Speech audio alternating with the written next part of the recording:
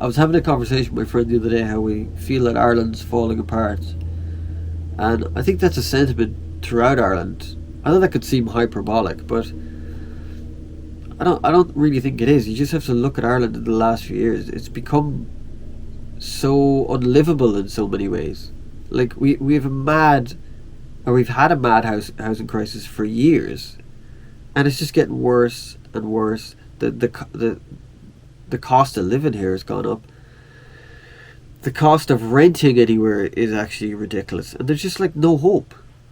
There just seems to be no hope, and the government seem to just completely ignore the public's opinion on anything, just on anything. Um, like even the other day, I was reading how they came out and said that Ireland is systemically racist, and I was just like, please stop taking American culture issues and trying to transpose them into Ireland, because that's ridiculous. White Americans had slaves. Irish people were slaves. And people can say, oh, they were indentured servants. It's like, no, they tried to take our language from us. If you spoke Irish, they would kill you. Like, come on. Throughout history, people of all civilizations have been slaves. That's the sad reality of it. And I think the reason they've come out and said this is because there's a slight uptick in the right wing in Ireland. Because people are going out protesting the numbers of people that are coming into Ireland. But the problem is they're aiming their anger at the wrong people. You shouldn't be going out protesting where asylum seekers are, refugees are. Put your anger towards the people who are the cause of everything bad in Ireland, and that's the government. That's the problem. And then the government are like weirdly complicit, or the media are complicit with the government, because they just see these things and deem people, oh, they're far right. And if you tell people they're far right and they're racist constantly, they're going to start acting like that, unfortunately. And you're going to start seeing an uptick in the far right in Ireland. It's tiny, like now. People can say, oh, it's not. It's small. But you're going to start seeing it.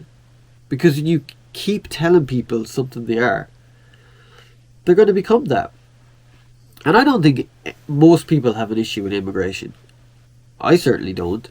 Like, look at Brazilian people. There's probably 100,000 Brazilian people in Ireland. Hardest working people.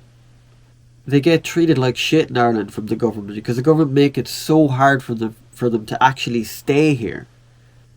You know, they have a room, and probably 4 people stay in a room, and they work so hard. And I think what people have an issue with is 5,000 people coming to Ireland last year without passports. Like, how can you get into a country without a passport? And of course, there's going to be some refugee lawyer who's going to say, well, you know, some of them are trafficked and stuff like that. They're like, yeah, some of them, probably not 5,000 of them. And then also, you have 4,000 or over 4,000 people who were ordered deportation orders. And 300 were carried out. I think 317 were carried out. And the rest of 3,000 people, whatever 3,000, we don't know where they are. That's what people have an issue with. And I think they're right issues to have. But there's no conversation in it. Because always what people will do, they'll just go, oh, that's racism, or that's this, so they can shut down a conversation. And we've reached that point, I think, within everything, no matter what it is, immigration, sex, gender, whatever it is, we've reached that point of like that we can't talk about anything. Even if you're saying nothing against it, you're just actually talking about it.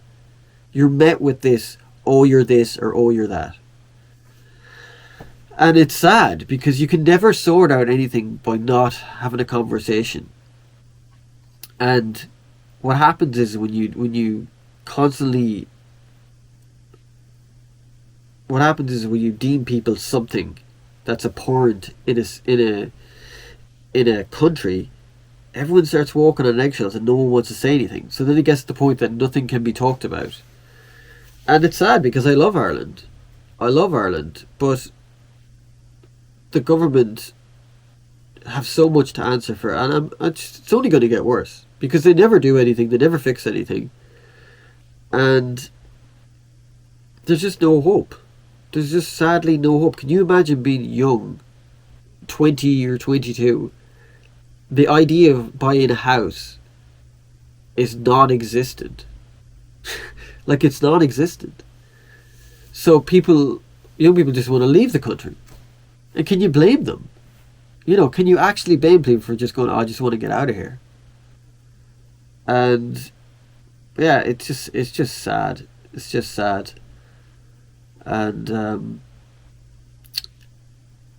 maybe we're at fault because we voted those gobshites in. Because there's but then at the same time, what options do you have? Fianna Fáil, Fine Gael, exact same thing. No difference. No difference. So yeah, that's my slight rant today. Anyways.